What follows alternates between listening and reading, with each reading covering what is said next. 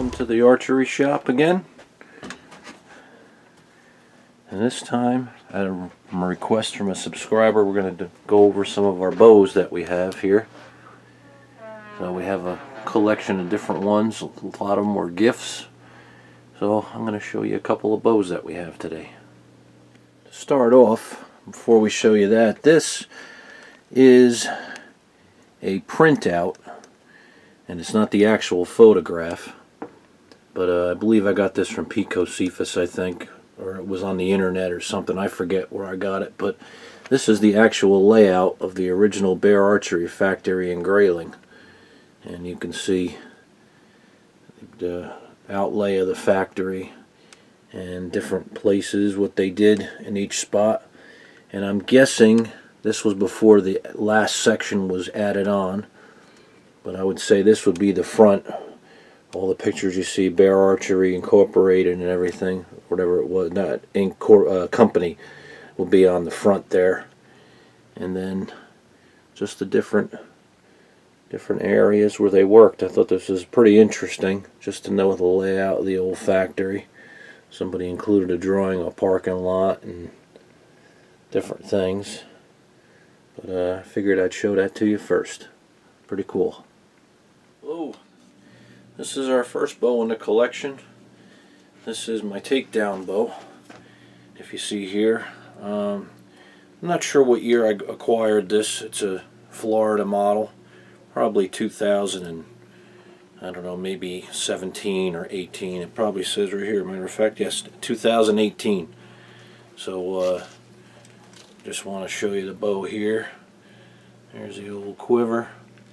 And if you look here, I put some little pieces of, actually part of my license holder I cut, and I put them in those the slots in the pockets to keep the limbs from shifting. There was a little bit of play in them. That takes the play out of the limbs, but just a neat bow. And got the old compass in there. So just a nice bow to hunt with, 45 pounds. I got some of that camouflage tape on there, and we got all our stuff. We got our traditional Bear Archery Group sticker, and I love this nice thin handle. If you can see it here, it's got a nice slim profile. So this is our first bow, and 45 pounds. You know, it's all you need.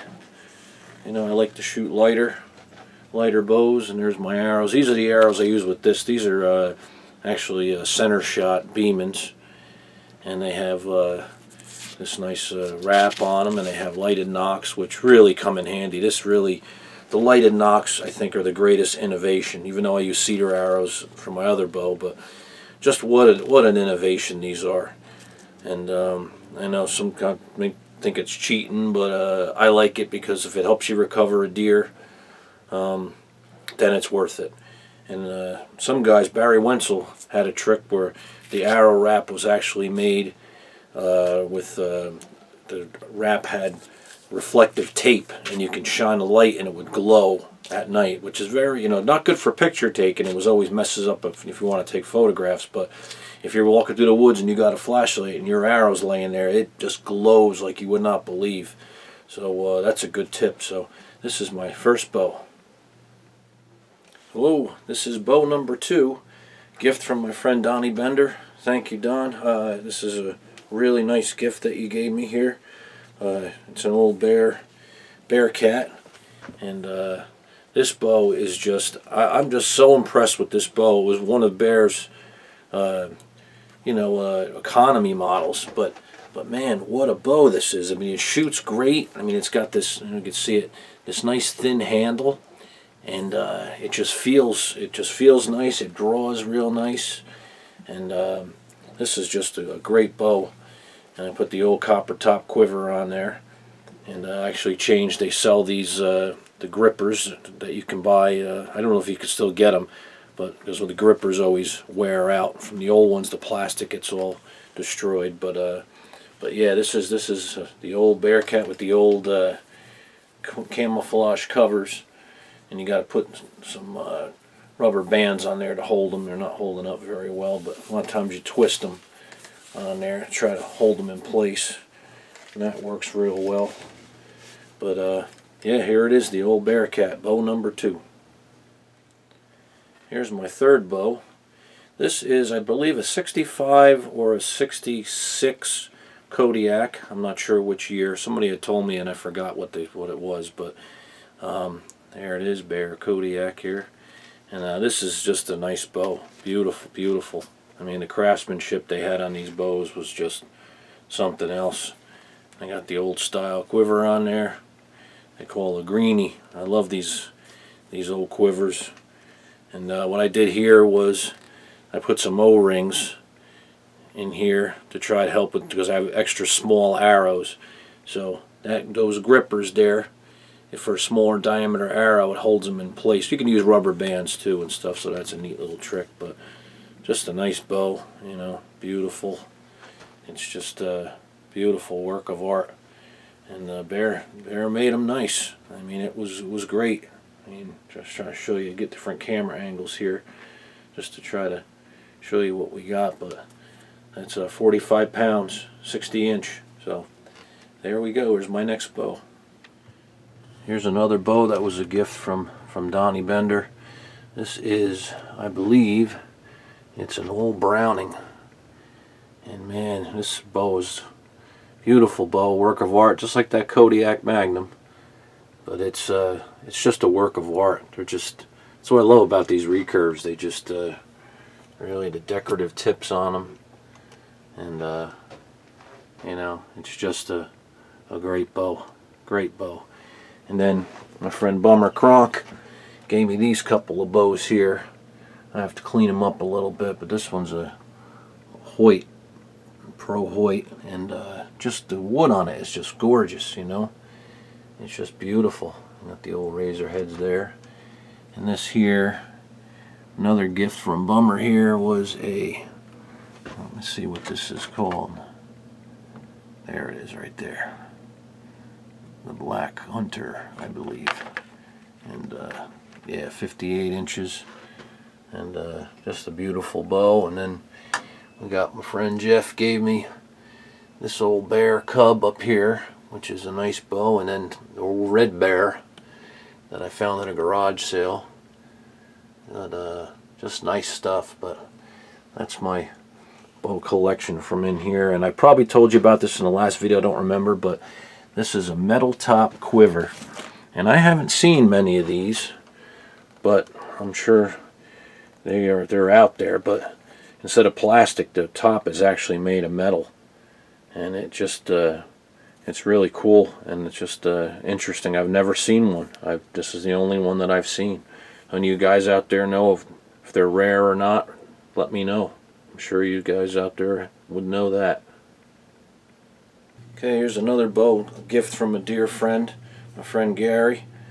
This is a, well, probably 1970s Kodiak Magnum, and this is just a nice bow. Just really sweet. These things, they're works of art. You know, that's what's so great about them. I mean, you just to look at them is just nice. I mean, you can see, get a little shot there of what you got here. You know, I mean, it's just this one's 50 pounds, and just short bow. This is what is this? 52 inch. And but you look at the tips, you know, some of them have had decorative tips. Let me see, it's hard to see here. And this one has these tips here. They have Bear always did a great job with their tips and everything, attention to detail. You know, even the cap on there, the decorative cap. But just trying to show you the beauty of these things. It's just something else. So, you know, this is the Kodiak Magnum, or the brush bow, because it's so short. You can, you know, really shoot from in a blind. This is perfect in a ground blind. I don't know why I don't shoot it more. I probably should, but this is the old Kodiak Magnum.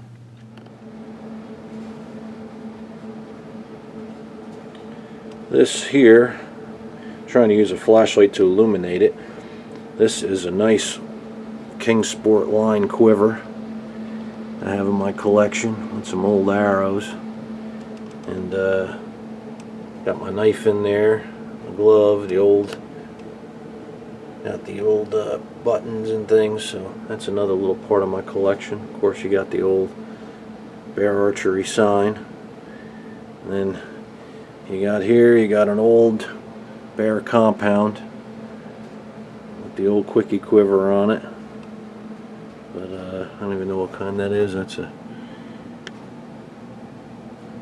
Bear Magnum 44. That's an old one. That's an old one. Here's an old box that actually Fred Bear's own bow quiver. Bow quiver came in. Nice decorative box. They did such a great job on these things. It was just so cool, you know. And you look at how neat it was back in the day. Wish they did this nowadays. They put the time and effort that they did back in the day. But that's what made it nice. And there's an old bow on the wall, an old Darton that I have hanging up. Nice wall hanger. Of course, you gotta have your antiques. And then, thank you, my friend Bruce gave me this nice Howard Hill poster, which is pretty cool. Have that hanging on the wall. And of course, my little trinkets from Dad and the old Maine animal tracks. Pretty cool stuff. Gotta love old archery. This is what it's all about. Here's a couple more shots of the bows here. And my Cedar Arrows. Got my old Cedar Arrows. And the man himself, old Fred.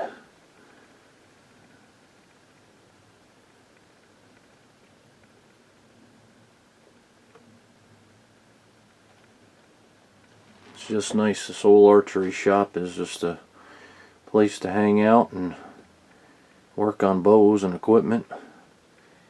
And there is the old bow racks there.